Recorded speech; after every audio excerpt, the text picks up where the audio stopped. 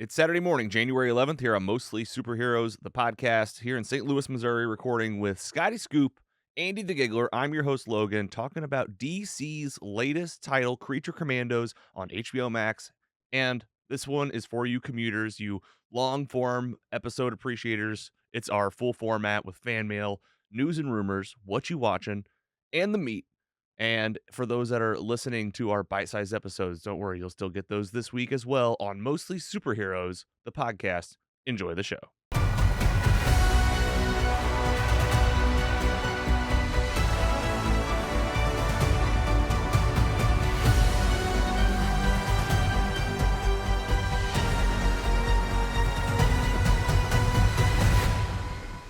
Big thanks to today's sponsors, Team Jakey and The Stigma. Find more on Facebook, as well as mostlysuperheroes.com/give, as well as More to Say with Randy Naughton, the podcast. Really fun episodes coming out with Randy. She's getting ready to talk to the CEO of Lion's Choice. That's right, St. Louis fast food chain that's gone crazy big. Can't wait to hear more about that. And our friends at Adira Italian Eats, Copper Group, and Voltron Incorporated. Essentially, Voltron himself. We have a real nice promo code feature going on for you Voltron fans out there that listen to the podcast. 15% off at store.voltron.com with promo code MOSTLY. This is awesome. We're getting our affiliate programs going. We're making friends, and they're helping out fans that listen to this show. 15% off, promo code MOSTLY. That'll work for really anything on store.voltron.com this year in 2025. And in particular, they are really pushing this really fun set that they have out, the Little People Collector 40th Anniversary Gold Label set with essentially all of the pilots from Voltron. You build each lion out of the box that it comes in, and then they all, of course, together form a big Voltron. So you can get your hands on this 15% off, promo code MOSTLY at store.voltron.com. All right, let's give some stuff away and announce some winners. Fan mail. A few things up for grabs at mostlysuperheroes.com/contests with an S. You can choose your own vinyl record. Tell us who it's by, the name of the album. We'll find it for you. If you're getting it locally, you'll pick it up at Planet Score Records here in town. But you can enter to win no matter where you live, and we will get you an album, a vinyl record of your choosing. You can also win some more stuff from Voltron. We have the original score of Voltron, Defender of the Universe, original TV show, the score on compact disc, CD. Wow. You can win the CD. It's a physical CD. It's right here in the studio. We'll mail it to you or give it to you if you're locally, and then you'll have to find a CD player. It almost feels like CDs are more retro than vinyls at this point, or just as maybe it's like you got to play like a CD player. Do you guys have one? In my car. That's it. Nice. No, I seriously, I don't think I have one. You'd be like, I got to play this. So you might have to find a CD player, but local pawn shops are still around. Facebook Marketplace. That's probably a great thing. eBay. You find you one. I'm sure they sell them on Amazon. And congratulations to Randy B at Evergreen Eat Co. on Instagram for the winner of our 4 tickets to Disney on Ice. Nice. Yeah. Awesome. What can we say except you're welcome? Yeah, you're welcome. That's good. I haven't even seen the movie, and I know the song, so that's how. Oh, I've seen it lots and lots and lots of times. The kids love Moana. Oh, when it came out, the kids just loved it. Oh, amazing. Have you seen On Ice? Have you ever been to On?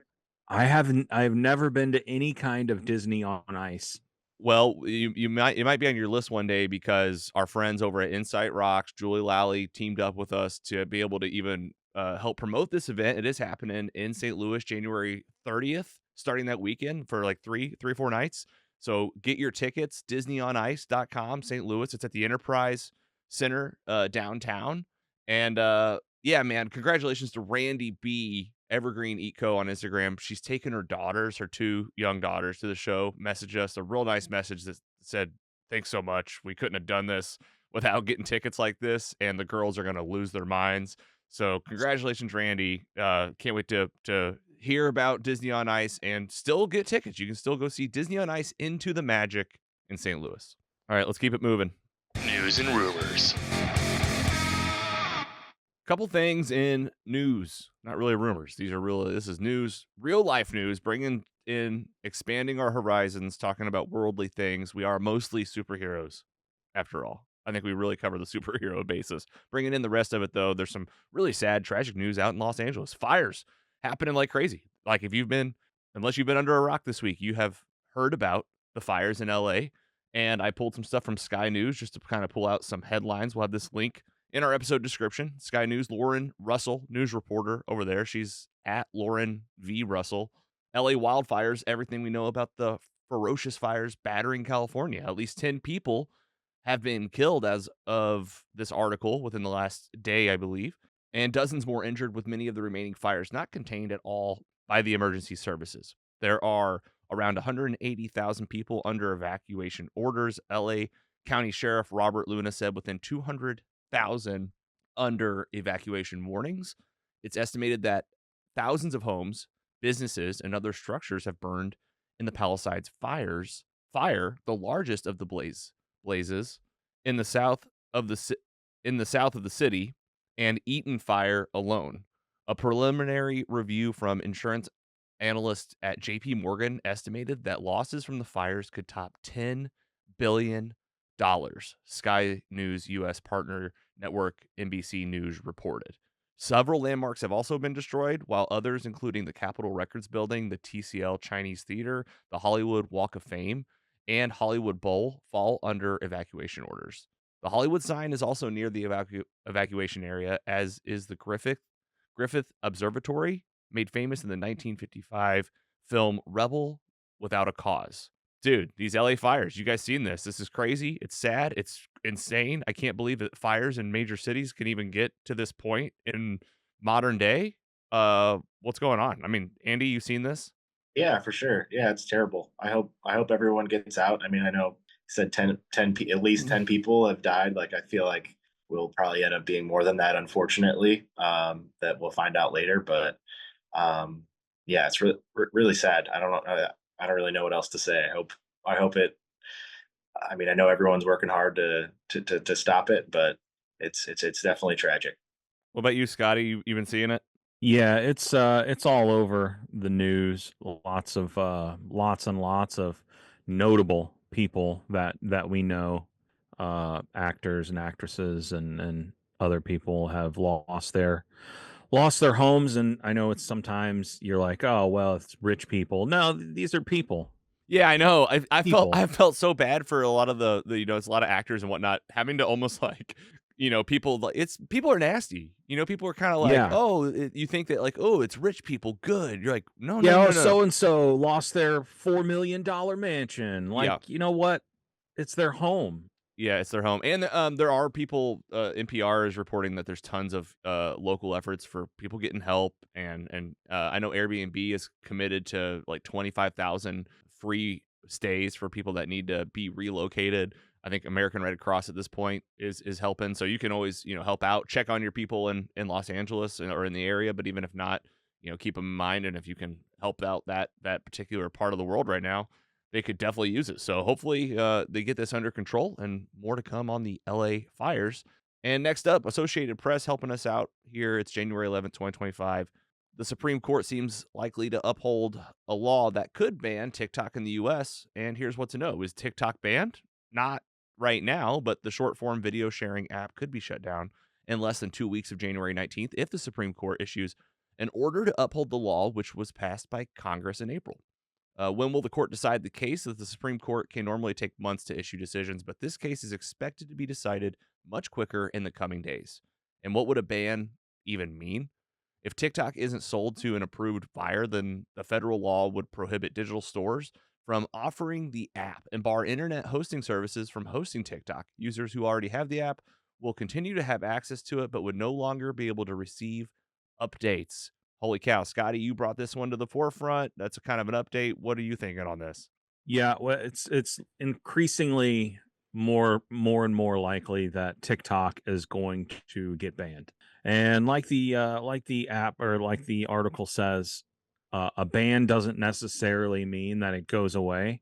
It just means that wherever you downloaded it from, whether it's Apple, the Apple Store, or the Android, Google Play Store or whatever, will stop updating it, which means very quickly, without those little updates and tweaks, it will probably become unusable.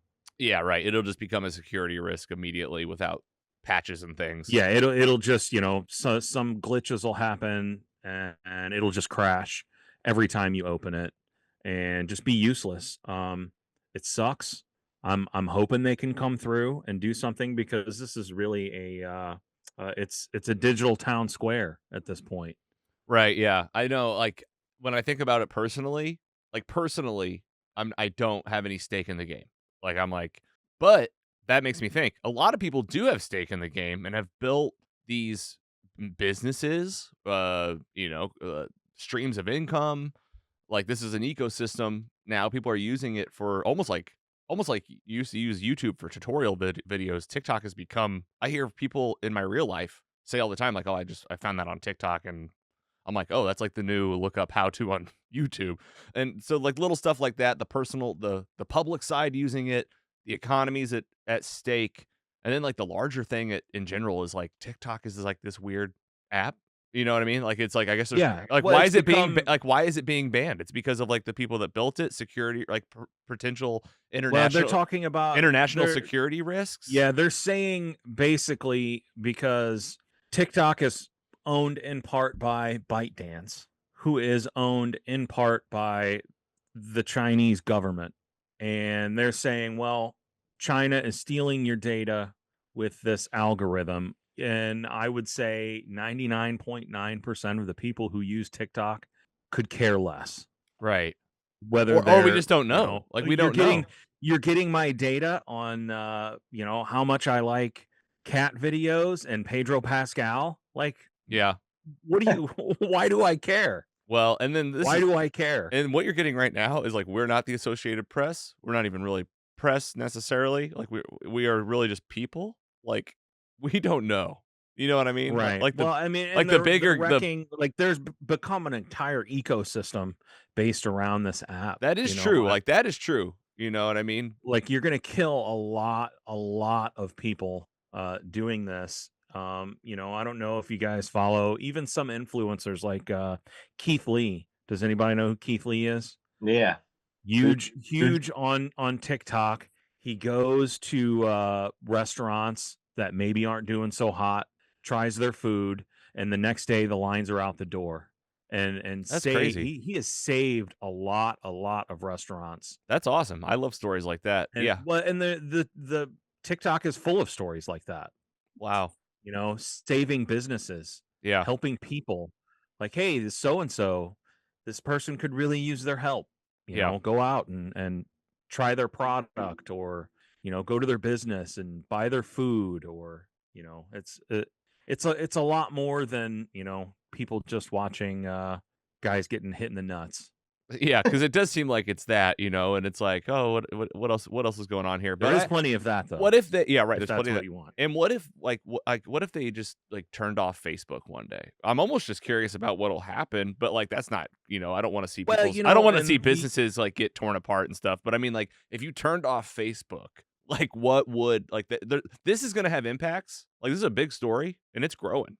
So we'll see. The thing is, like, they want to make the argument that, oh, TikTok is sending your data to China, but Facebook literally sold our data. Right. They did that. Every app does that. You opt in when you download the app. Yeah, if you ever they have access to your data. Someone texted and they you, can sell it to whoever they want. You get a text from like whatever, and you're like, how'd they get my info? It's like, because it's being like passed around. Yeah, Facebook, Instagram, Twitter, X, whatever, TikTok. Everybody's selling your data. But they want to ban TikTok, but they don't want to ban these Chinese marketplaces like Temu. Oh yeah, like Temu's a weird thing too. Like, I don't what's going on with Temu. It's Chinese company. You're buying Chinese products. Like, there's a reason why they want to ban TikTok specifically, and then it's because news can spread like wildfire there. Interesting. very, very quickly. Everything grows so like it seems like it can. Like things can grow so rapidly. It's like it was built on getting people like maximum exposure. Yeah. It's crazy. And anybody can talk about their local politician, and it's instantly in the on the screen of millions and millions of people that wouldn't have known about it before, so and they're you're saying, scared of that. Yeah, you're saying it's about censorship at the end of the day. It's about censorship, 100%. All right, more to come on the TikTok ban. Definitely some real world ramifications. Follow your favorite creators that you follow on TikTok on every other platform you have. So if they do ban TikTok, right, still have access to the people that you want to communicate with. Yeah, if you've been following somebody, it's time to take an inventory. If you follow us on TikTok and TikTok only, go to the other socials. We didn't even think about us. Go now to our Instagram. Please. Facebook, please, YouTube. Before this app doesn't update, we're gone. You've got 10 days. This is it. This is us and TikTok, and it's caving in. It's falling in. Help! Go to YouTube and save us. What, Andy? I said, sorry, we don't do any cool dance videos on TikTok, though. Let's finally do one. There's still time. We'll have a goodbye video. I've been there. It's right there, Logan. You have it. Thank you. You didn't dance at all, though. I'm gonna show it. Come on, Andy. I can't see. We're gonna have to roadhouse that. We'll see. I barely see that on my screen. I'm sorry. All right, here we go. Moving right along. Thanks to Associated Press for the help with that one. Link in our episode description. Next up, what you watching? First up, Scotty Scoop on the What You Watching Roundtable, a movie that you got to see early thanks to our friends over at Allied Global Marketing. Better Man, there's a monkey on the poster. Give us that spoiler-free review. This one's with Robbie Williams, and it's a Michael Gracie film. What can you tell us? You saw this with Lila. Man, this movie looks crazy. Tell us what you can tell us. Okay, so first I'm going to ask you guys a question. Do either of you know who Robbie Williams is? No. Yes. Oh, interesting. So I would say about 95% of the people that I asked that question, they do not know who Robbie Williams is. I just Googled him. So in the 90s, he was a 15-year-old boy band member of Take That and was kicked out of that band for drug and drinking reasons and went on to have a solo career. And I would say this is probably one of the most famous pop stars in the world, everywhere but America. So this movie, Better Man, it's a biopic. It's a musical. And I really got to say, this is probably going to be in my top 5 for the year. Well, yeah, it's only January 11th. It's only January 11th. But still, haven't seen anything since I seen it a couple of days ago. Coming off hot though, you loved it. I do know who Robbie Williams is. I knew who he was. So a little context is helpful on the movie. Even if you don't know who he is, this is totally a great musical and a great biopic to teach you about who he is. Okay. People are a little confused on why he's a monkey. Right. And I say they kind of explain it in the movie. Okay. And they kind of don't. You know, he said in interviews before he feels like and has felt since he became a performer that he is kind of like a dancing monkey. Right. I get it. You. But I understand. Like at first I was like, is this, a spinoff of Planet of the Apes? It is not. I mean, but I will tell you the CGI is incredible. Right. And after about 10 minutes into the movie, you don't even really notice that he's a monkey. That's amazing. Yeah, USA Today is saying that this they're calling this genius. This movie genius. Yeah. Oh, it's absolutely fantastic. I think making him a monkey in the movie is something to set it apart from the, all the other biopics. You got the Freddie Mercury's, you got the one that just came out. This was just so good, and it's his journey from a small child when his father left. He joins a boy band, gets into drugs and rock and roll and sex, and gets kicked out, tries to make himself a better man and do the things that he knows he can do and that he's capable of. And it's tough. You know, it really shows that young celebrity life, how it gets to you and what you really need to do to succeed and evolve. Awesome. Thanks, Scotty. That's really helpful. I mean, you just cleared up a lot of confusion for a lot of people like me that didn't know what this was about. I thought it was just a dancing monkey, and it was just like an artistic. I could tell it was like an artistic movie, that it's saying some stuff. Didn't realize it was, so musical. And that Yeah. it's about a specific person. This Robbie Williams. I mean, this is his story, like in this format. So I think Vulture we'll include this link in the episode description today, an American Guide to Robbie Williams. So it'll just be like a little catch up, a little Googling, a little just knowing his backstory, like Scotty gave, will help you out before you go see it. It's in theaters right now, so you can get tickets and go see it, and then eventually it'll be on streaming. So Better Man, Robbie Williams. Thanks again to Allied Global Marketing, and thanks Scotty and Lila for the review. Are you comfortable giving us that Yeah. rating? Yeah, just Michael Gracie film, The Greatest Showman. You should know what you're getting into.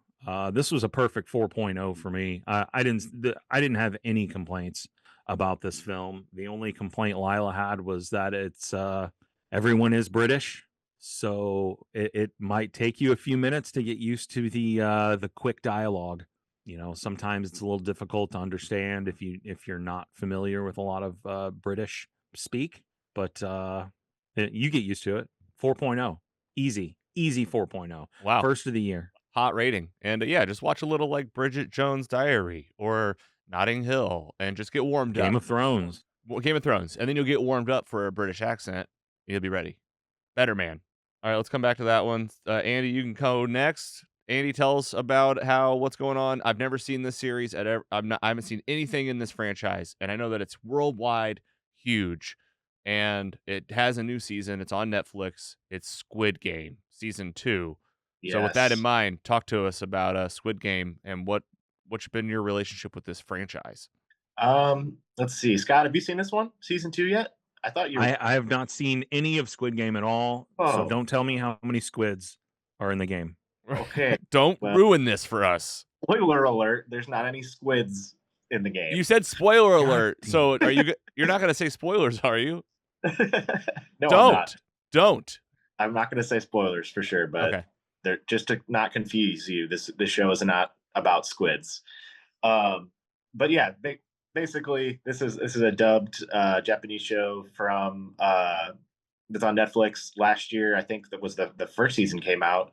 Pretty quick turnaround for season 2 that just came out. But Steph went out to dinner with some friends, and I binged the entire second season. Wow, that's a long dinner. In one night. Yeah. They had some drinks, I believe. I don't know. Time goes by fast when you're just sitting on the couch, being a POS like I do most of the time. But this season I did not enjoy as much as the first one. Basically, they collect people from.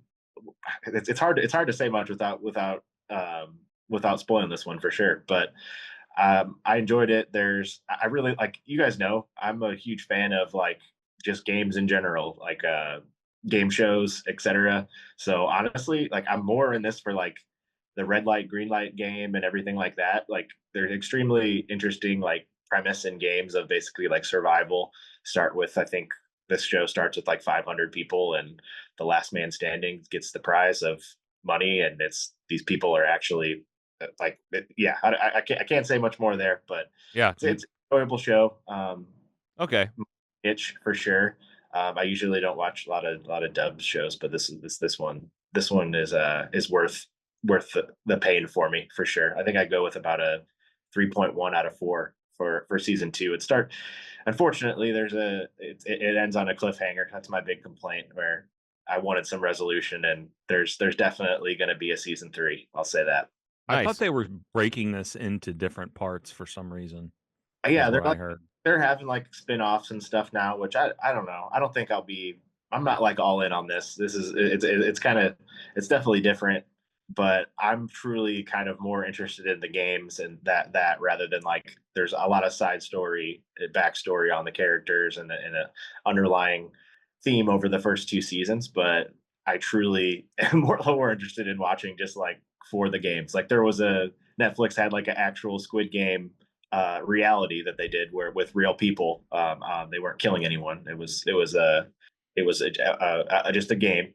I will watch that and enjoyed it so much, like a real life version. That would be a dream to be on. So if when Wheel of Fortune, if they don't end up calling me, I might be trying out for the real Squid Games.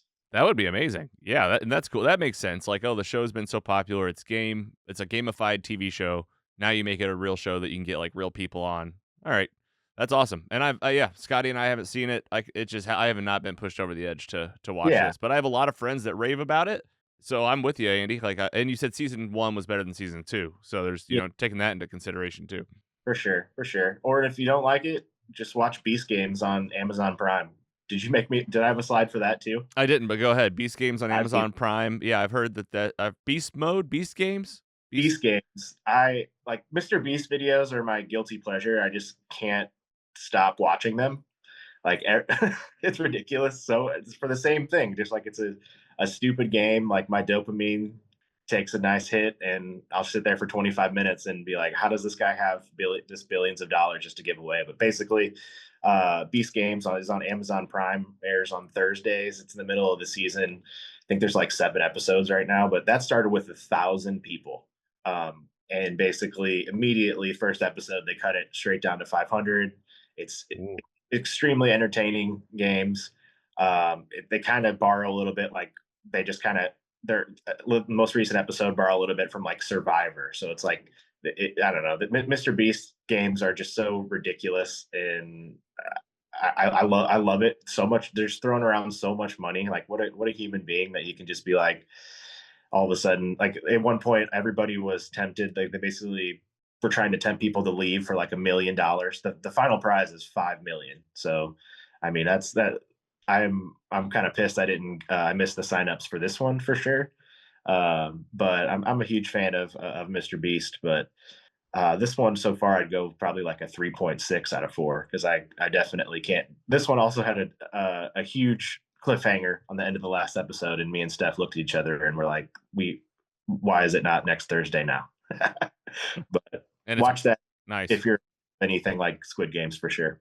Beast Games on Prime. All right, and we'll come back to that one. Okay, I'm watching it's Showtime, Paramount Plus. Dexter is back. Dexter Original Sin, the origin story, bringing in Patrick Gibson to play a young Dexter, but also Michael C. Hall, bringing back the original Dexter character as his inner voice as a young man. So if you're familiar with the Dexter franchise, you're going to want to watch this. If you're not, it's time to get into Dexter. They did Dexter, the original show. They did Dexter New Blood. I'm not going to give any spoilers about details here. Now they're doing Dexter Original Sin, and they just have greenlit Dexter Resurrection, which apparently Michael C. Hall and some other familiar faces will be back in that series. That's for those folks that maybe have never gotten into Dexter. Basically a TV show played out of American Psycho, a psycho killer that lives in the real world, but is kind of a good guy and works for Miami Police Department. So in the original show, it's like in the 2000s. This Dexter Original Sin takes you like 15 years at least or so before those events. So you're in the 80s, 90s, even sometimes I think the 70s, in flashbacks in Miami. So it's kind of like a fun period piece that feels very nostalgic, but brings you back to that Dexter feeling. Gets into his journey of becoming this what I guess Serial killer. a serial killer, right? He becomes a serial killer, and this show, this Dexter Original Sin, is kind of showing all the different parts. It's all recast. They've hired a young cast to come in and play the characters. No like de-aging technology or anything, which like I really respect. I think that's a tough game to play as the casting director on something like this, to be like, okay, I gotta find Batista, I gotta find a Morgan, I gotta find all these Morgans, Dokes. Oh my gosh, yes. So that's my reaction. I'm loving it. I have notes. I think like the Dexter stuff is great. I think that the Christian Slater playing his dad could use some work. But overall, I'm in on the Deb. I'm in on Batista. I'm in on LaGuerta. And that's my spoiler-free take. It's hot. We're right in the middle of this first season of Dexter Original Sin. I know that you nominated this one, Giggler, but since you just gave your review, let's let Scotty. Scotty, are you familiar? Are you watching? Where are you at with Dexter? I watched the entire original series. I did not watch the one where he came back, like the one season. So I have not checked out Original Sin yet. I might wait till it's done for a season, and then maybe I'll give the whole Dexter thing a rewatch because it's been a while. I like rewatching it. I've gone back to it a few times, and New Blood, the one that they did after, was really good, really well done. All right, Giggler, how about you? Oh God, I freaking love the show. It's his like appointment TV for me and Steph right now. Comes out Fridays. I think I had an error in our most recent newsletter, and I think I said it was on Prime, but it's actually on Showtime and Paramount Plus. So there's my correction. There's my Unless you get Showtime through Prime, which is a thing exactly. too. So That's what confused me, I think. But yeah, I mean, Patrick Gibson as young Dexter is unreal. Like the casting is a plus plus plus for this show. Like they truly make this feel like it is just. It's obviously a prequel, but it feels like it is the same show as Dexter, which is one of my top 5 shows of all time. So I'm really appreciative of that, as well as just the storytelling. Honestly, the way that I can't give anything away, but the way that the even this is a prequel, but they go further back even with basically Deb and Dexter's original origin story as basically their birth. So you see a lot of stuff that's referenced in the original show now in these further flashbacks, and then they flash back even further, and it's really good. I think I'm really excited to see where this goes, and they're in to expand this Dexter universe. I'm happy because Michael C. Hall is awesome. It's really good that he does the voice work for Dexter in this. Basically, plays his mind in the head of Dexter. So he's in it. Inner monologue. Yeah, exactly. So he does a really good job as well. yeah, it's great. Like you hear his voice, and it's just kind of like the first show in that regard. That's where they make it almost exactly the same, where he's just like trying to figure out how he's going to kill somebody, and he's talking to himself about it in his head. It's still Michael C. Hall, so they've really bridged that gap, and I think it's also a unique take, and I do applaud them for doing like the younger casting and stuff like that, because you try anything else, it'd be expensive and it might just not work. It might this has been really good. So Dexter Original Sin, the Dexter universe is here, streaming Fridays on Paramount Plus, Showtime, wherever you get Showtime. Let us know if you're watching it, and then in the comments down below, or write us in at mostlysuperheroes.com and tell us if you're watching the Dexter stuff, and you can be featured in the next episode when we talk about it again. Scotty, you're up. Is this a book? This is a book. Dungeon Crawler Carl. So I don't know if anybody has Amazon Prime Music subscription. No, Spotify. Amazon Prime Music has added a free audiobook per month. So I decided to just pick up Dungeon Crawler Carl. It is a book I had been hearing about, and especially the audio version I had been hearing a lot about. And I was not disappointed with this book. So Carl lives on Earth. His girlfriend just left him. He has possession of his girlfriend's prized Persian cat. You can see a little cat down there at the bottom. Her name is Princess Donut. Princess Donut escapes his apartment one night, so he goes out in his underwear in the freezing cold to try and get his girlfriend's cat out of the tree, and every building on Earth collapses. Anyone who was inside a building is dead on the entire planet all at once. He lives in the Seattle area. Like I said, it's freezing. All of a sudden, a small building pops up. He goes to seek shelter, and he has been entered into a dungeon crawl. Aliens have taken over the planet, and as part of a galaxy-wide television show, everyone that has survived this cataclysm on Earth is entered into a competitive dungeon crawl. Basically, this is turning into a video game show where this character Carl is leveling up as he crawls this dungeon into different levels with his girlfriend's cat, Princess Donut, who at one point becomes sentient. This book was hilarious. It was exciting. There was lots of action. If you're into video games, if you're into fantasy, uh, definitely something to check out. It's I think it was maybe 12 to 13 hours long, listening to it. Man, it was a lot of fun, and I think there are maybe 7 or 8 books in this series that I am definitely going to be checking out. Yeah, definitely super fun, Nice. especially if you have that Amazon Prime Music I'll say, yeah. subscription. Well, and if it's an audiobook, it might be other places too. Like it might be. It's Audible is owned by Amazon, Right. so Like, well, I have if you have Audible. I have Audible, but I don't do Amazon Prime Music. Like you just get a credit. It's probably available there. Yeah, you just get your credit. It might be on and Spotify's doing audiobooks now. Like you just got to look around for Dungeon it Crawler could be Carl, and it's Matt Dinneman. Matt Dinneman. Yeah, Nice. this was super fun, especially to listen to. Yeah. They right. did a whole production with different voices and sound effects.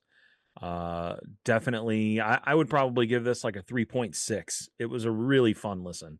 3.6 out of 4.0 from Scotty Scoop on Dungeon Crawler Carl, an audiobook.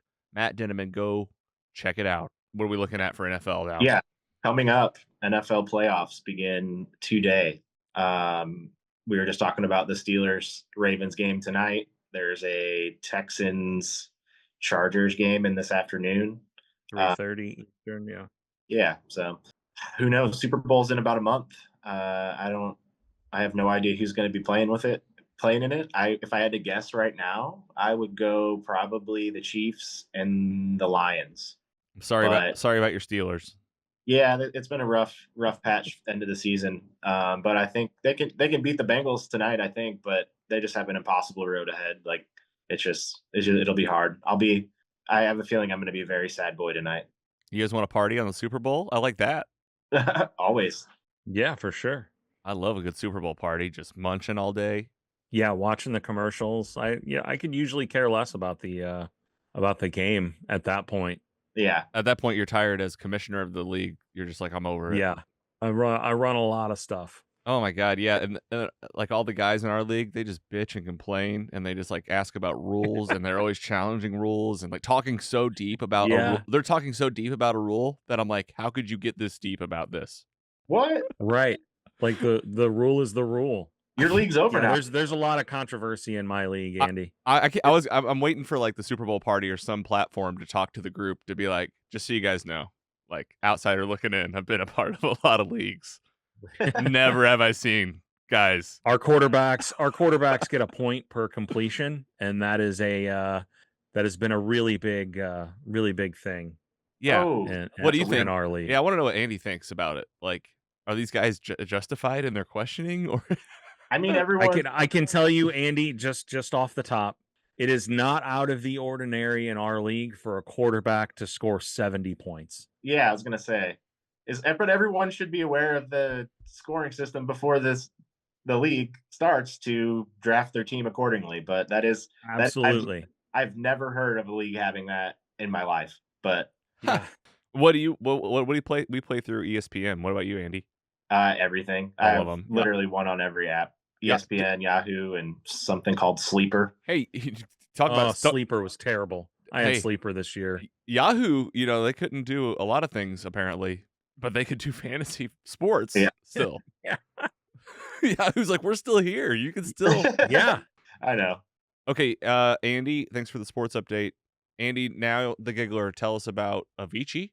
Avicii, yes, definitely. Avicii is a Swedish DJ that passed away about 6 years ago from suicide. So our team Jakey Mental Health Advocates are here as well with us for this breakdown. But Avicii's been one of my favorite artists for the past few years, like my go-to if I need good music to listen to.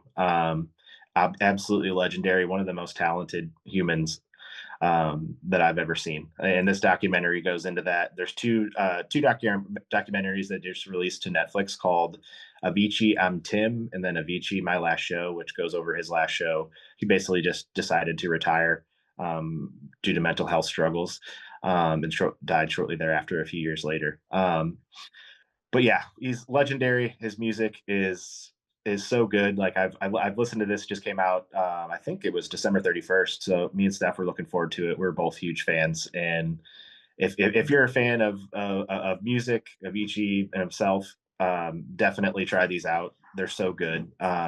He's just a really good way to put into like his. They talk to his family, his friends, just go through his life from beginning to end, and it's just so interesting to hear about.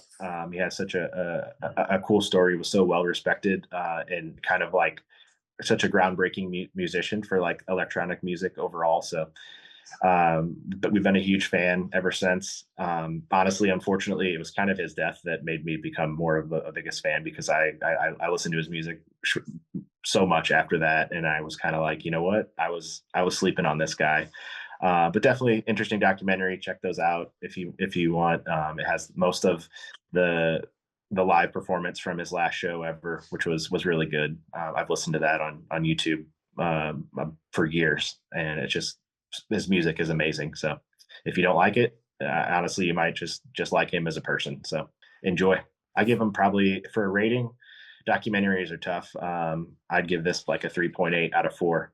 Nice. Sounds like a great documentary. And Avicii, the feel good jams that have they can definitely like bring up your spirits, give you like good crowd energy and good social energy. Like I've always thought of those things when I think of Avicii music, just like good times.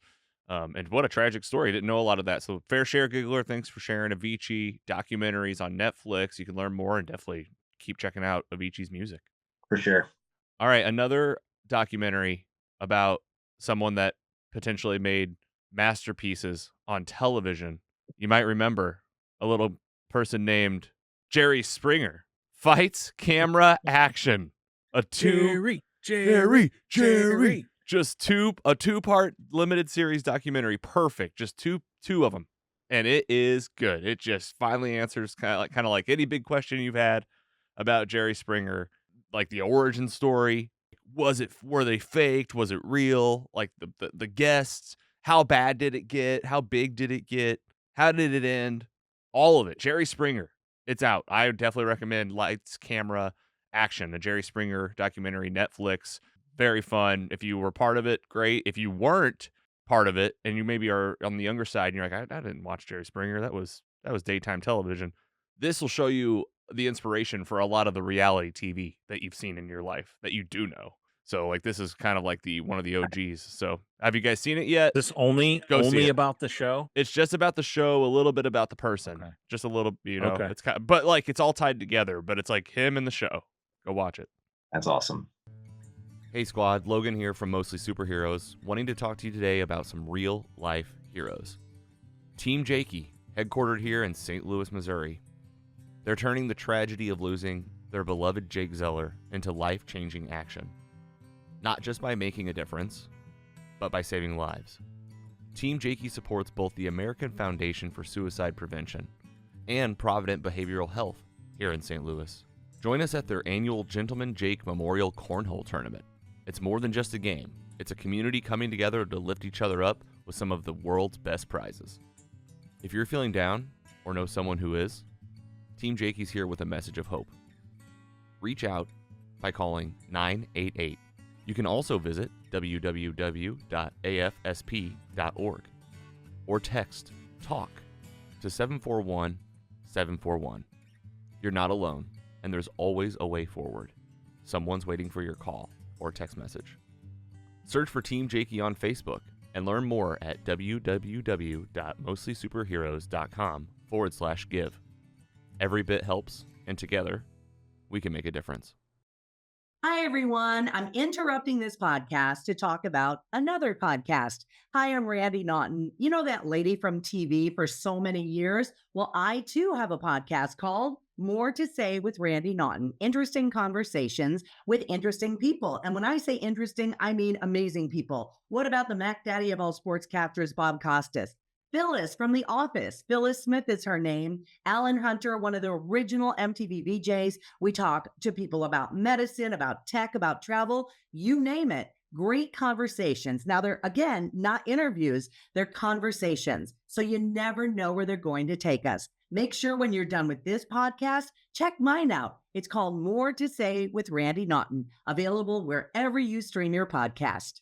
Hey there, squad. Logan here from Mostly Superheroes. When we're not on the airwaves exploring the multiverse with Scotty Scoop and the Giggler, we are browsing the shelves at Apotheosis Comics and Lounge here in St. Louis. It's not just a comic book shop, it's a community hub where stories come alive. Every Wednesday, join owner Martin Casas and fellow fans for the latest pulls. Get your hands on the newest issues and maybe snag a hidden gem or two. It's not just about the comics either. Apotheosis hosts comedy shows, artist learning sessions, game nights, and an epic bar where you can enjoy a cold one with new and old friends alike. Looking for more? Dive into discussions at their comic book club or attend one of their many events celebrating the love of comics, comedy, community, and more. It's the perfect place to unwind, debate your favorite heroes and villains, learn something new, and discover epic and local adventures alike. Find your next favorite read or hidden gem at 3206 South Grand Boulevard in St. Louis, Missouri, and check out www.shopapotheosis.com. Check out Apotheosis Comics and Lounge and make sure you tell them that Mostly Superheroes sent you, because every superhero needs a lair. Hey superhero fans, it's Logan here from Mostly Superheroes. To celebrate 40 years of Voltron, we've got something truly special for you. The Little People Collector Voltron 40th Anniversary Gold Label Set. This buildable set features the 5 original Defenders: Keith, Lance, Pidge, Hunk, and Princess Allura. Each figure comes with a helmet featuring a metallic finish and clear visors, except for Pidge, who needed room for his glasses. But that's not all. These Space Explorer figures are packaged in individual lions that you can assemble to form the mighty robot Voltron, ready to defend the universe from King Zarkon and his nasty robeasts. Head to store.voltron.com, linked up in the description of this podcast episode, and snag yours today. You can get 15% off your order by using promo code MOSTLY at checkout. That's store.voltron.com, and remember to use promo code MOSTLY. The meat. Welcome back from the break. This is Mostly Superheroes. Yep, the meat, the chunk, the sizzle, the DC Universe is here. We've talked about this show, but now we're going to talk about the end of Season 1 of Creature Commandos. On HBO Max, James Gunn did it, delivered a TV show, monsters, instead of, if you look back at the Suicide Squad movie with Peacemaker. That was James Gunn's masterpiece in our mind before he was the CEO of DC Studios. A lot of the themes from that movie are here again, meeting new characters, but also pushing and establishing the tone for what the new future of the DCU looks like, the DC universe under James Gunn, Peter Safran. And Superman, the movie, is coming out in July. We've seen the trailer. We've talked about the trailer. We're hyping up this movie because we're so excited. Creature Commandos is a absolute, to me, no name. I don't know these people. It was exciting to get this title. Superman is kind of like the one you'd be looking for as a DC fan. It's so cool that we're getting it that quick. And so if you want to know what this DC universe is going to look like, this show did a great job, and I'm really impressed with the season overall. So we'll go ahead and give that full spoiler alert. A lot of help today from IGN, Screen Rant. Hey, it's Jenna Anderson from Phase Hero Podcast. A lot of help from all these folks as we've been, they've been doing a great job covering Creature Commandos throughout the process, writing great reviews, doing full episode synopsis. We did our best to get our reactions out along the way. Hope you appreciate it. And thanks for tuning in to Mostly Superheroes to get your DC fix. Spoiler alert. This show is over. It ended. The finale happened. We've all seen it. And let's just get right to the main talking points for the show. Okay? I want to get right into what happened. Then we'll do roundtable reactions and ratings, but really just focusing on helping you out in case you're like, what did I just watch? So we basically in Creature Commandos, we met every character. We did origin stories for every single one. We met them all, and then he saved for last, Nina, the fish monster with the water on her head, who essentially was a good person. And we learn in her tragic origin story that she was a good person since day one that just happened to have like a birth defect. Her dad helped her with some medicine that turned her into this fish creature. She tried to just live in the sewers and run away. She gets caught, becomes a creature commando, gets convinced by the team to try to kill the princess, who they think's a bad guy because of the vision from Circe, the witch from the Mascara, which turns out the whole time actually was true. She was the bad guy, but Nina loses her life in the process, getting like prison style stabbed in the river. Oh man, it was brutal. It was brutal. And like seeing her dad die right in front of her when the cops took her away when she was younger, sticking to her guns and just always being kind of like the naive, good person in the group, and the bride always like trying to push her to do more, and finally like literally does, and she tries to do one thing and gets killed. Like it's just horrible. And then the big ending is the princess is dead. She potentially was that real threat. Clayface was in on it. And now there's a new Creature Commandos team. And we'll go through these one by one and take our time on this last kind of couple shots of the show. Before I go any further, Scotty Scoop, let's go to you, man. How was Creature Commandos finale? And, just shout out things that you saw and that you want to talk about. Yeah, it was really good. I still find this like a strange entry to be the first one in the DCU, even though I enjoyed it a lot. It seemed both hilarious and heavy. This entire show. All of these characters are kind of tragic. Yeah, it's like those sad, like the sad twists for all these characters, like heavy hitting stuff. Like every single one of them. Yes, I know, and we know that from James Gunn, like in some of his style, like he always tugs at the heartstrings. Like you go back all the way to Guardians of the Galaxy, and it's just the opening scene of a 10-year-old Peter Quill and his mom dying of cancer. Like that's the first 10 minutes, So like I don't think it's like it's kind of like all the directors and writers have their go-to moves, and I don't think there's anything wrong with that in particular, but man, just heavy stuff throughout the show. And then on the other side of it is comedy and action, and I think like for the most part a cohesive story. I think the pacing got a little wild with like the storyline behind the princess and being like behind this master evil plan, and a mislead vision we find out from Circe showing like a dead Superman and a dead Justice League like in a distant future. And then it's all tied around this one professor that potentially gave the knowledge to Amanda Waller. That's the I think when it comes to that, there just wasn't enough time in a Right. 25-minute show Yeah. that you're only doing 7 episodes of Yeah. to flesh out that story. Yeah. There just wasn't enough time. And I think they did a good job. Like it felt like a movie wrap up, right? Where it was like, okay, Rick Flag, it's not Rick Flag, right? It's Rick Flag Sr. Rick Flag Sr. is in a coma. So he's in a coma. The bride is the leader of the team. The Amanda Waller, management team and the crew is happy with her. So they say, here's your new team. Let's just go through all these, Scott. Help us out with each one. Guess what? Let's just get the good news out of the way. We knew it. G.I. Robot was never dead. They rebuilt him, and he's got like a Hulkbuster type outfit. Yeah. Thank God. Long live G.I. Robot. Got to kill those Nazis. Who else was in there? Nosferata, or I don't recall. Or potentially it was potentially the wife of Man-Bat. I read like she was playing ping pong, and she looked like a bat. And then there was a mummy. I was saying we got King Shark. Yeah, that's the big cameo reveal. King Shark is back. Not voiced by Sylvester Stallone this time, voiced by someone else. But we got King Shark like from the Suicide Squad in the show. And Andy, those answers are actually Nosferata. Yeah, here you go. Andy or Scotty's Googling it. Jenna Anderson too. We're gonna play a clip from her podcast channel, Read More Comics, I believe, here briefly. And in this full episode, we'll have it linked up of Jenna breaking it down. She talks about not only who each character is, but their comic book backstory. She really gets into like the comics and kind of like the storylines they're playing on.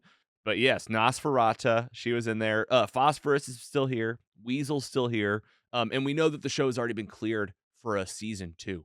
So you can kind of Yeah. look forward. We don't know what's going to happen in between in DCU titles, but we know that this general team will probably be back around. So let's get a little more help from IGN, Alex Zalbin over there.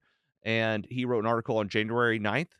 There's a slew of other setups for the DCU throughout the series, and we won't run them all down in this article, which is linked in our episode description. But here are a few dangling plot points. We talked about Clayface. Clayface is awesome. I can't believe it made it into Creature Commandos. Very much dead as of this episode. Like, it looked like Clayface is dead, but we know that there's going to be a Mike Flanagan's Clayface movie, and that the characters like in Harley Quinn, and I'm not saying all these things are talking to each other, but the character's too big, and he's made out of clay. He'll probably be back. Yeah, he's definitely. I don't know if you've ever seen any episode of Batman the animated series. Clayface is not dead.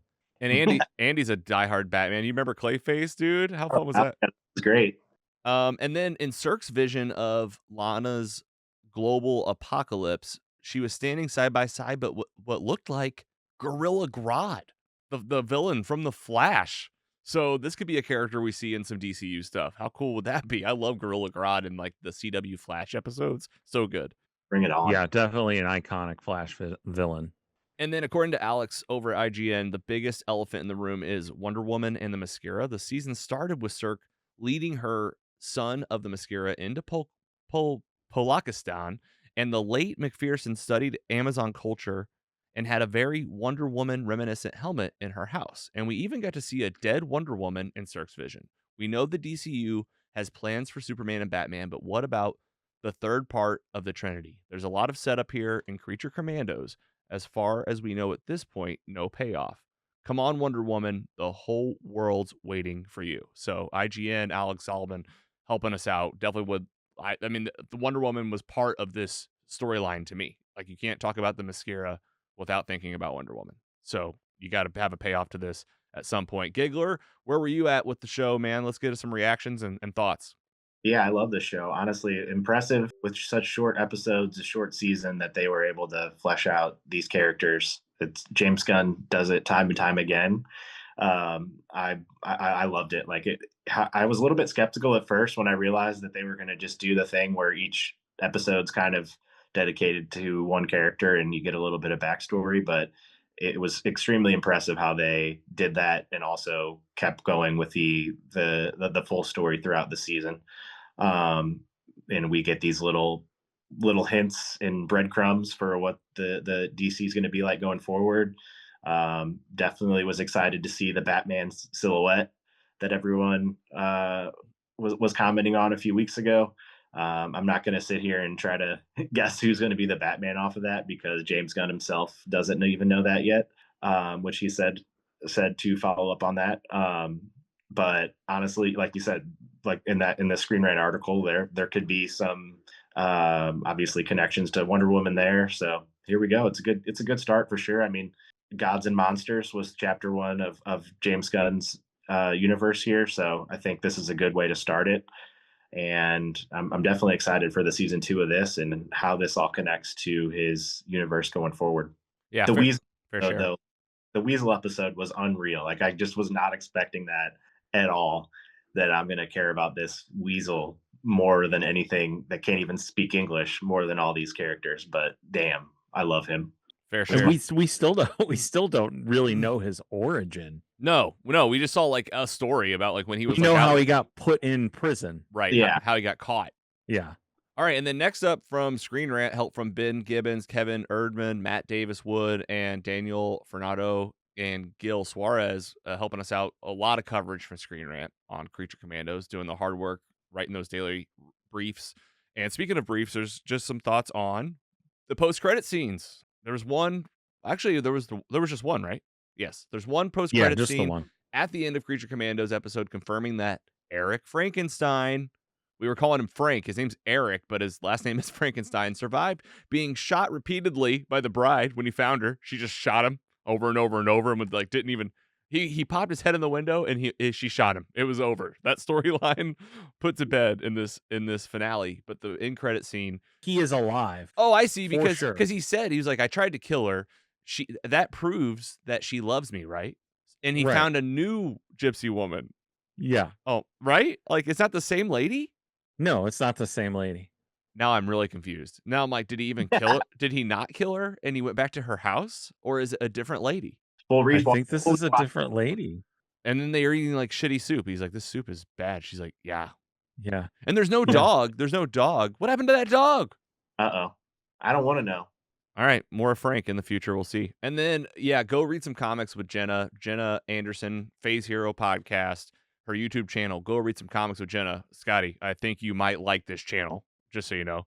She is really good. Yeah, she's got it. Sure. She's got it sharp. This is like a 7-minute breakdown of her talking about Creature Commandos. I just pulled out a highlight from the end of the episode toward the end, so you can get a little taste. But go read some comics with Jenna is the YouTube channel. Go subscribe. But hear from Jenna in the meantime right now. Overall, this episode definitely subverted my expectations. It wasn't the finale I necessarily wanted, but it was the finale that I needed. It was something sadder and more introspective than some of Gunn's other big third acts, but that feels kind of fitting in a way given the cast of characters that we've had in this show. And it illustrates the kind of storytelling that we can get in this new DCU and how unpredictable and beautiful it can be. I know season 2 will be well worth the wait, but I am gonna miss seeing these weirdos for a little bit. What did you think of the season 1 finale of Creature Commandos? What are your hopes for season 2? Drop your thoughts in the comments below, and please don't forget to like, subscribe, and share with your friends if you haven't already done so. If you haven't already, please follow me on social media at Hey It's Jenna Lynn. Thank you so much for joining me on the journey of this channel, especially across this series. It has been so fun. It's been so rewarding. I can't wait to come up with other video ideas now that I don't have this to constantly talk about every week. Again, thank you so much for watching, and as always, go read some comics. Final ratings. Let's do it. I like the show. I think it stuck to the characters. It was fun to get a glimpse of the DCU style, like you said, Andy, but still focusing on just the characters at play, working in amazing cameos and teases for the future. I think it's a great way to count down towards something big like Superman. Like, this is something that you can tuck a lot of Easter eggs into with animation. He was able to James was able to do a lot. And then, it was cool seeing King Shark and Clayface, like new characters, but also existing characters in the DCU, even like Peacemaker, a connection with Peacemaker season 2 around the corner. That just gets me really excited. And then I made a note that Nina never even got to do a big power reveal, like in a fight or anything. She literally just tried to kill someone with a knife and she died. Like, it was just completely tragic. But that was pretty much the last origin story. And like Scotty said, with 7 episodes, you had a lot to do. It's kind of like how we talked about What If. Like, you have a lot to do with this series, and there's a lot of pressure on the first title in the DC universe. You get 7 animated shows, and the show is Creature Commandos. There's a lot of questions James gets in these interviews about, like, why'd you pick this first? And there's like a somewhat order to what they did, but at the end of the day, you got to make a list, stick to it, and then work the plan and work with what you got right in front of you. So with all that in mind, Creature Commandos, really fun. I loved it. 3.7 out of 4.0 for me. Let's do a round table. Scotty Scoop. Yeah, so I did really, really enjoy this show. I think the show did a really great job of touching on all the characters, doing a good job telling their stories. I just think overall, I didn't really get a great overarching story. Just like I said, season 2, I hope we get some more meat on this. Maybe some longer episodes, maybe push to 10 episodes. That being said, as the new leaping off point for the DCU, I'm excited. I'm going to give this season a 3.4. It's really fun. The action's great, comedy's great. Some sad stuff to kind of balance it out was really good. Lost a character. Like to see some more. Nice. Fair share. Giggler. Oh yeah, I enjoyed this one a lot. It was fun. Like you said, sad, dark, adult. Like some of the scenes in here, I was like, this is not a cartoon, or I mean, this is not your average cartoon. I think my rating right now go with a 3.5 out of 4, right in the middle of you guys. Nice. Fair shares, and we're obviously rating this high. We're enjoying it. Like us, I think we're falling in the buckets of people that are like the DC fans that like James Gunn style. We're excited for the future of a DC universe that can actually work and be cohesive. And then what are the red flags and things that people are worrying about? I've heard across platforms, different podcasts, even I was listening to the Jock and Nerd podcast yesterday, and they were talking a lot about this, that, James Gunn does have a particular style. He's also, he does the heartstring, the family stuff, the deep emotional a lot of team stuff. Yeah, things kind of do fall around Yeah. a team. And music, there's always like a good play with music, which I think is awesome. I like the mashup. There's a Yeah, concern for that sure. he's if he's the writer on these projects, that he might inform things so much to where like that's the only style that's coming through. But I think that's also what, I'm already combating that with. That's what the DC studios needed. It needed a singular vision. And I'll tell you this: you watch a Marvel project, you'll always see the first thing usually when the credits start rolling is produced by Kevin Feige. Like Kevin Feige he might not be writing it, but he is hands on the storyboard process. And while James Gunn is getting us off the ground, he needs to establish this stuff. So I think the concerns are, can things be too James Gunn? Will things get too singular? And does Superman, a movie about like one guy in theory, become something, can James pull off a story like that when it's usually been like team character driven stuff? Like how will that work with a Yeah. Superman formula? So I don't know. What do you think, Scotty? And then we can go to you, Andy. I think he can do it for sure. Seeing some of his other work, I'm excited to bring some of that style to a movie like Superman, but not too much. You want this to be not as adult as Creature Commandos or Suicide Squad or Brightburn. You want this to be more accessible for everyone, and to give off kind of a hopeful tone of Superman. And I think James Gunn is good enough to do all of that. And the good news is Superman's on a team. Well, there's a team involved. I don't know if he's on the team in this movie, but it seems like there's a team up element. Like James's strength is in teams, so like the Justice League is going to get beefed out, which like that's exciting. Yeah, there's definitely a Justice League or Justice Society or some sort of justice team happening. And it won't be as in dark this movie. And it won't be as dark and as grounded as like Peacemaker 2. It's got to be Superman, which I think in this the trailer it looks like that he's taking us to those. I'm hoping the team stuff that they showed is not a very large element of this movie. Yeah, we need a lot of Superman time. I'm hoping it's a lot of just solo Superman stuff. Yeah. And maybe a couple of team elements, 10, 20 minutes. Giggler? For sure. So yeah, Superman's our next taste, right? Of anything here in this universe. So yeah, that's it. We're waiting. Yeah. It's a big question mark for me, but this is a good start. I trust James Gunn. Like he's one of the most talented humans on this earth. So we were vouching for him to have the keys to this universe for years, and I think this is definitely a good first step. And so far from what we've seen about Superman, maybe we'll get a bigger, longer trailer, maybe during the Super Bowl next month, something like that. Or just don't show us anything and give us a full on just surprise and keep everything under wraps. That would be really cool. Either way, I'm along for the ride, and I'm so pumped for him. It's crazy to think about us in a movie theater seeing a Superman movie. Like it's really exciting. Yeah, I know. I haven't done that in a while. All right, DC, the DC universe is here. Final thoughts. You guys got anything else you wanted to say about Creature Commandos? Excited for more. Excited. I hope it's more of more. Excited for more. DC universe is here. Can't wait for Superman. Creature Commandos is streaming on Max. Thanks for listening to this one, and subscribe below and where you get podcasts. Tell us what you thought of Creature Commandos and get featured on the podcast on Mostly Superheroes, maybe even on our social media channels. Let's wrap up with what's coming up.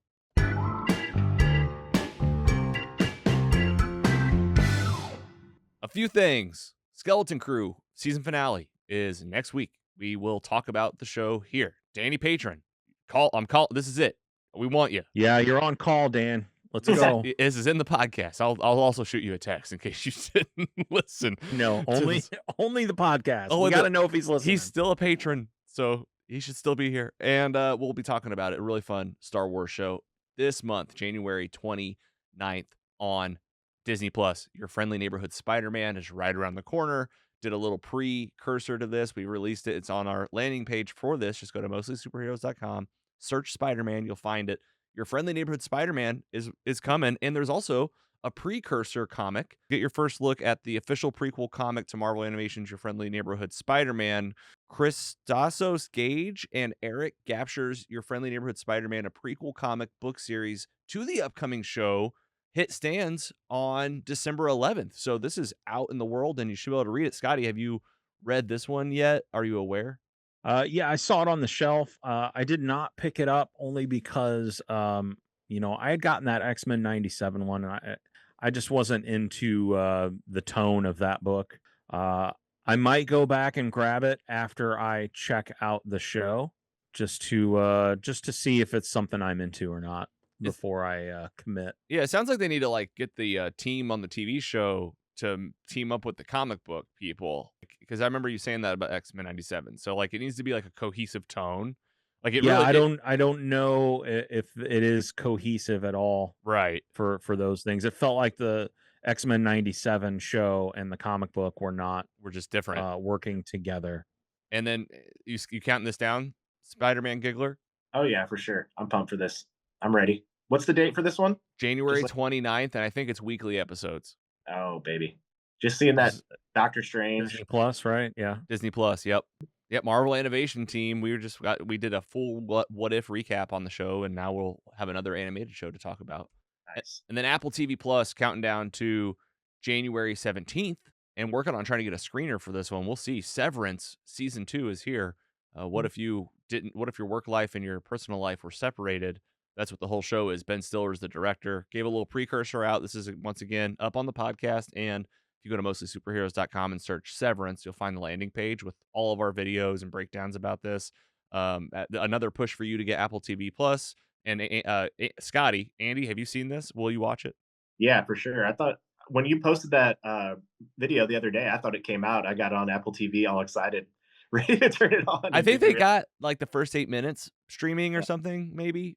I see. So you might be able to get like the first 8 minutes, and then Scotty, definitely, this is my favorite Apple TV Plus title, hands down. Oh wow! All right, I'm definitely going to get Apple TV Plus. All right, the smart way to do this, because like I'm budget friendly, and I've been looking at like making sure I'm doing this the cheapest way, is like, all right, once you're ready to watch it, just do the free trial, and but you need to wait till it stacks, so then you can just binge it in a weekend, and then like maybe watch a lot of things for a month and then turn it right back off. Like I'm starting to turn these subscriptions on and off. I can't afford to pay for these every month. Is the trial for 30 days? I think so. They always have a free trial. Okay. And then what I've learned through canceling them to be like, all right, I'm done with, Paramount Plus for a while. I'll cancel it. Next day, I'll go in there and it'll be like, do you want 2 months free? I'm like, yeah. Do you want to come back? I'm like, yeah, I do. I used to do that all the time with DirecTV. Keep doing it. Keep canceling. I'd call and say, hey, I don't want these channels anymore. And they would be like, oh, okay. Well, how about if I give them to you for 6 more months? Do you still want them? Yeah, well, all right. It makes sense that you tell that story as one of my dad's friends, because he would always do stuff like that. Like in the last like 10 years even, like he'd have a phone line. He had like a landline phone line, and he's like, I don't need this, obviously.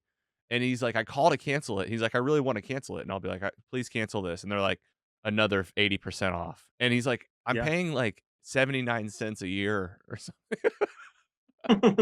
Yeah, I would do it all the time when DirecTV would drop a channel from their lineup. I remember when they dropped G4. I called them and I was like, hey, you dropped this channel that I watched on a regular basis, and my bill went up. Like, you're carrying less channels for me, and my bill went up. Oh, well, we added these other channels. I was like, I don't care about those channels. I wanted the channel I was watching. I'm done. Well, how about we give you, 6 months of HBO for free? Okay, that'll work. Call you in 6 months.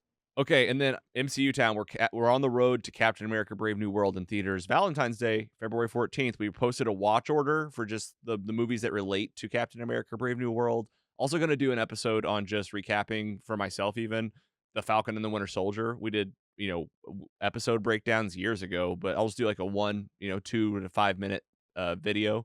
Breaks down just what you need to know about the Falcon and the Winter Soldier, just summarizing that. Because I would say out of all the titles in the MCU, the Falcon and the Winter Soldier TV show is the most important to Captain America: Brave New World. So we're counting down that. We're going to have a screen and social to see the movie at Alamo Drafthouse, hanging out before and after the movie, get more for your movie ticket, win prizes.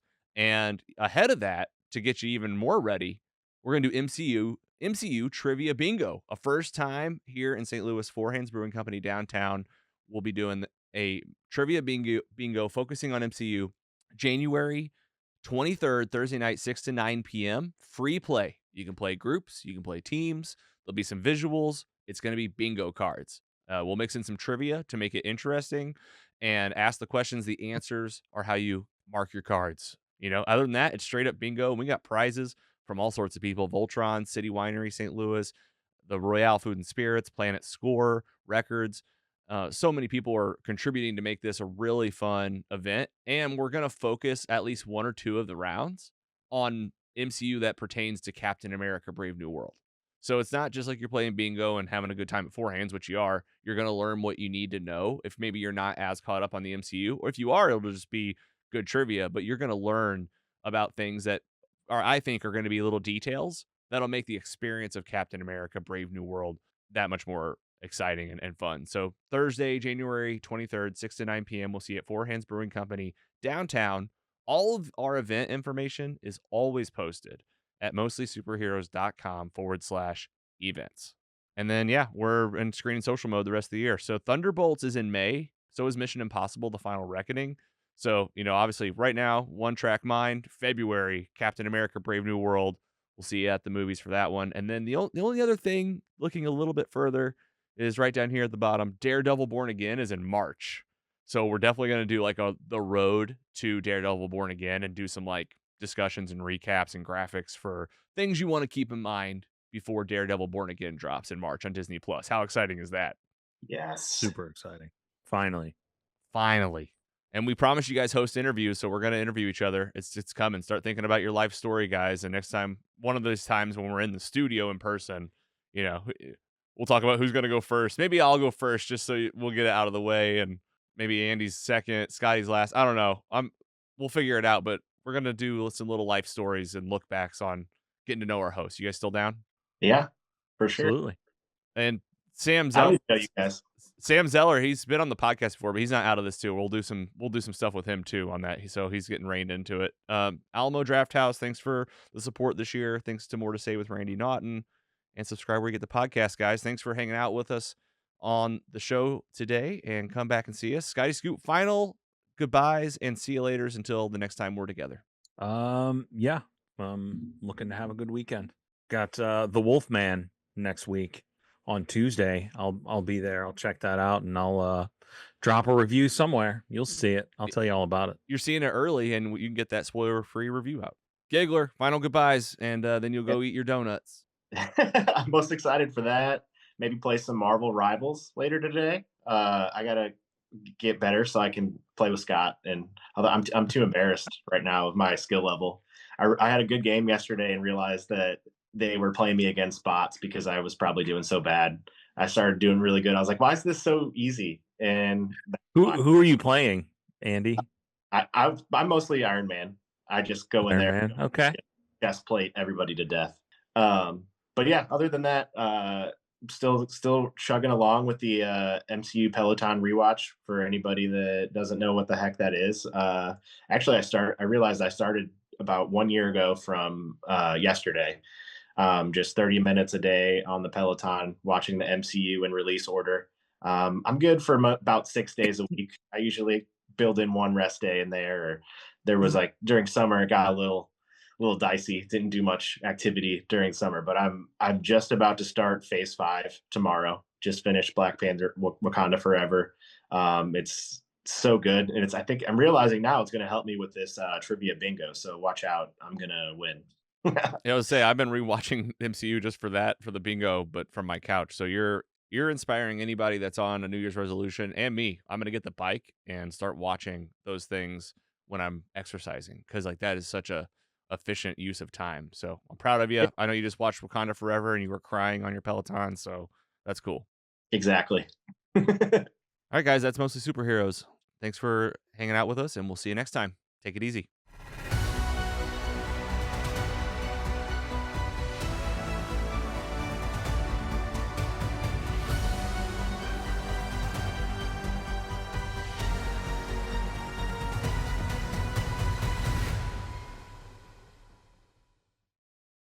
Mostly Superheroes is proud to be funded in part by our sponsors.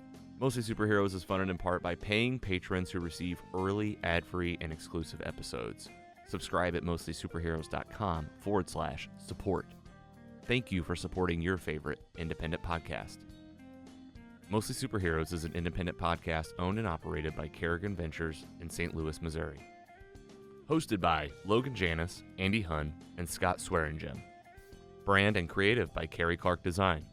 Music by Audionautics. Learn more at audionautics.com. Find more at mostlysuperheroes.com.